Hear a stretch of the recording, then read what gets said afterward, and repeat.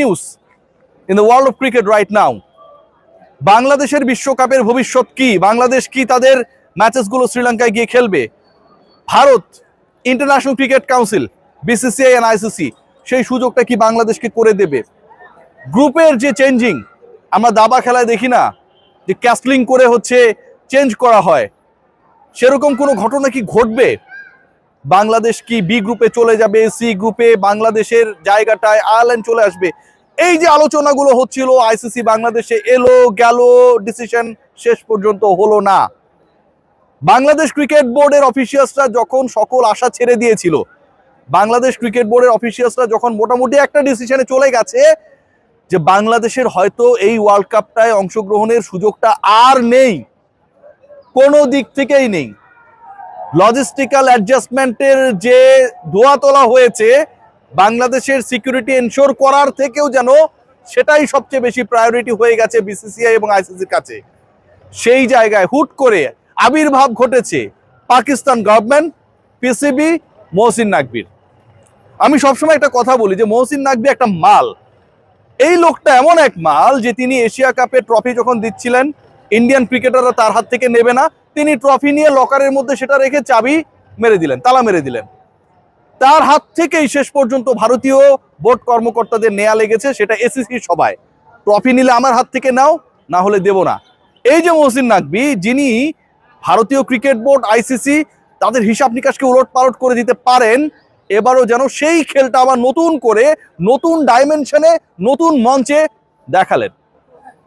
Pakistan cricket board তাদের যে বিভিন্ন সোর্সেসগুলো রয়েছে, জিও নিউজ, পাবলিক নিউজ, বিভিন্ন নিউজ সোর্সেস যেগুলো রয়েছে, যে নিউজ হাবগুলো রয়েছে, তারা জানাচ্ছে they will not participate in the upcoming world cup যদি বাংলাদেশ অংশগ্রহণ করতে না পারে। আবারও বলছি, they will reconsider regarding the issue of their participation in the upcoming world cup. যে ওয়ার্ল্ড কাপটা শুরু হতে যাচ্ছে পরের মাসের 7 তারিখ থেকে, পাকিস্তান উইল রিকনসিডার তারা অংশগ্রহণ করবে কি করবে না, according to the sources and the news agencies of Pakistan, PCB, বাংলাদেশের অংশগ্রহণটা নিশ্চিত হচ্ছে কি না সেটার উপর ডিপেন্ড করে। ভয়াবহ পরিস্থিতি, বাংলাদেশকে বিশ্বকাপে আপনার নিতেই হবে, আনলেস বাংলাদেশের গ্রুপ নিয়ে যে কাহিনী তৈরি হয়েছে, বাংলাদেশের পার্টিসিপেটিং যে প্রতিপক্ষরা রয়েছে তাদেরকে নিয়ে যে কাহিনী তৈরি হয়েছে, সকল কাহিনী একদম ডেমোলিশ হয়ে যাবে, আইসিসির রেভিনিউ ফল করবে। কেন বলছি এই আলোচনা? বাংলাদেশ অংশগ্রহণ না করলে ইন্ডিয়ার গোনার টাইম নাই, পাকিস্তান অংশগ্রহণ না করলে ইন্ডিয়া কেন, আইসিসিরও গোনার টাইম বের করতে হবে। টোটাল যে রেভিনিউ এক ইন্ডিয়া পাকিস্তান ম্যাচ আয়োজন করে আইসিসি প্রফিট করবে, ব্রডকাস্টার প্রফিট করবে, পুরোটা আকাশ থেকে মাটিতে খসে পড়বে। ওয়ার্ল্ড কাপের রেভিনিউ 70% কমে যাবে if Pakistan decided not to take part in the upcoming world cup. Bharat পাকিস্তানকে এক গ্রুপে রাখাই হয়, যতই দেখতে না পারুক। ইন্ডিয়ান বলিউড ইন্ডাস্ট্রি আর আইসিসি চলেই হচ্ছে ইন্ডিয়া পাকিস্তান ক্ল্যাশ নিয়ে। সো পাকিস্তান যখন বলছে যে আমি অংশগ্রহণ করব না যদি না বাংলাদেশকে তোমরা তাদের রাইট ডিসিশন মেক করার ক্ষেত্রে হেল্প করো, তখন আইসিসির কোনো কিছু করার নেই। মুখে মুখে অনেক কথা বলতে পারে, অনেক লেটার পাঠাতে পারে, অনেক মেইল করতে পারে, অনেক ধরনের বক্তব্য আসতে পারে, অনেক সমস্যায় তারা রয়েছে, হাত ব্যথা, পা ব্যথা, মাথা ব্যথা, এগুলো কিভাবে সারাবে এই অল্প সময়ের মধ্যে। কিন্তু এন্ড অফ দ্য ডে ভারতের গ্রুপেও একটা বড় ধরনের ক্যাচার লাগার অপেক্ষায়, কারণ আপকামিং ওয়ার্ল্ড কাপে ভারত পাকিস্তানের যেই ম্যাচ, পাকিস্তান যদি শেষ পর্যন্ত না খেলে সেই ম্যাচও পোস্টপোন হয়ে যাবে। বাংলাদেশ যদি না খেলে, বাংলাদেশের যে 4টা ম্যাচ রয়েছে সেই 4টা ম্যাচ আলটিমেটলি পয়েন্টলেস, বাংলাদেশ থাকবে, অন্য দলকে আপনাকে ওয়াকওভার দেওয়া লাগবে। পাকিস্তান যদি না খেলে, ভারত সহ তার প্রতিপক্ষ 4টা দল ওয়াকওভার পাবে। টোটাল 8টা ম্যাচ টেলিকাস্ট হবে না। এই টোটাল 8টা ম্যাচের মধ্যে ইন্ডিয়া পাকিস্তানের ম্যাচ এবং ইন্ডিয়া পাকিস্তানের গ্রুপের খেলা যারা ফলো করে তারা কেউ ওই গ্রুপের খেলা ফলো করবে না। হোয়েনেভার ইন্ডিয়া পাকিস্তান এক গ্রুপে নাই, অথবা থাকার পরেও পাকিস্তান খেলবে না ডিসাইড করছে, ওই গ্রুপের কোনো ভ্যালু থাকে না। বাংলাদেশের সাথে প্রতিপক্ষের যে খেলাগুলো হবে, যতই সাধারণ নির্বাচনের কথা বলুন, এন্ড অফ দ্য ডে যে মানুষগুলো ক্রিকেটকে গালি দেয়, অনেক বেশি আপসেট হয়, সেই তারা এই মাঠে এসে খেলা দেখে। ভাই, মানুষ অনেক ভালোবাসে ক্রিকেটটাকে, অনেস্টলি গালিগুলো দেয় কষ্টের থেকে। বাংলাদেশের খেলাও রেভিনিউ ফল করবে। 70% of the revenue targeting by the ICC in the upcoming event হবে না। না হলে বিসিসিআই, আইসিসি এই যে একটা ভাব দেখাচ্ছে না বাংলাদেশকে গোনার টাইম নাই, সেই কাউন্টটা তাদের করতেই হবে। এখন কি হবে? এখন আমার কাছে মনে হয় বিসিসিআই দে আর আন্ডার প্রেশার, এক্সট্রিম প্রেশার। এই প্রেশার থেকে কিভাবে বের হবে? জায়সা যদি এখন ডিসাইড করে যে বাংলাদেশে গ্রুপ চেঞ্জ করা যাবে না, পাকিস্তান বলবে আমরা খেলবো না, ওয়ার্ল্ড কাপই শেষ। বাংলাদেশ পাকিস্তান খেলবে না, ওয়ার্ল্ড কাপই শেষ। এই ওয়ার্ল্ড কাপের কোনো ভ্যালু নাই।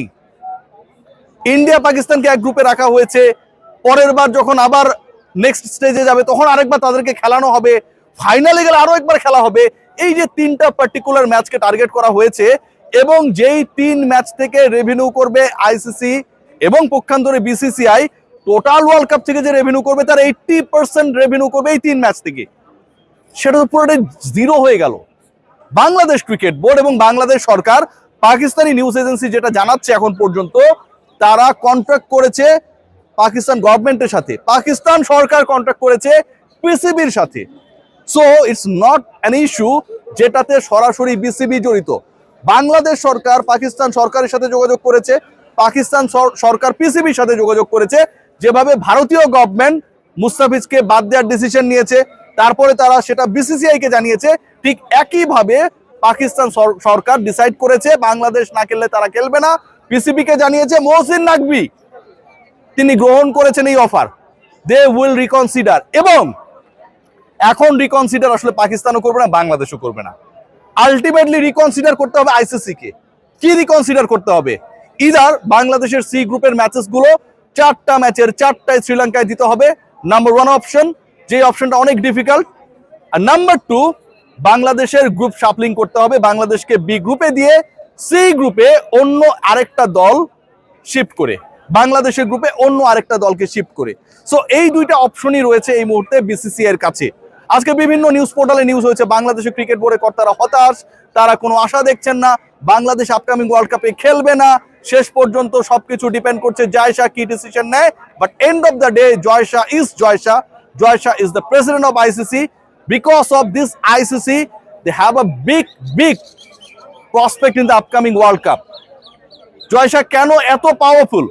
কারণ এই প্রসপেক্ট, এই ফিন্যান্স, এই রেভিনিউ সবকিছুই ডিপেন্ড করে হচ্ছে এশিয়ান কান্ট্রিগুলোর ম্যাচেসের উপরে।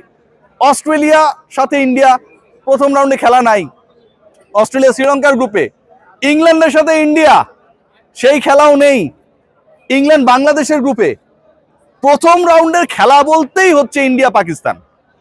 ভারত যদি টার্গেট করে, তার দেশের 120 কোটি মানুষ খেলা দেখবে, অ্যাপে, টেলিভিশনে, বিভিন্ন পোর্টালে খবর নিবে, ব্রাউজিং করবে, পুরোটাই ধসে পড়বে। জাস্ট পাকিস্তান যদি ফাইনাল ডিসিশন জানিয়ে দেয় বাংলাদেশ না খেললে আমরাও অংশগ্রহণ করব না। সিকিউরিটি ইস্যু নিয়ে যেই প্রশ্ন উঠেছে, যেই প্রশ্ন তোলা হয়েছে, যেই দাবি জানানো হয়েছে, প্রত্যেকটা point very much legit and valid.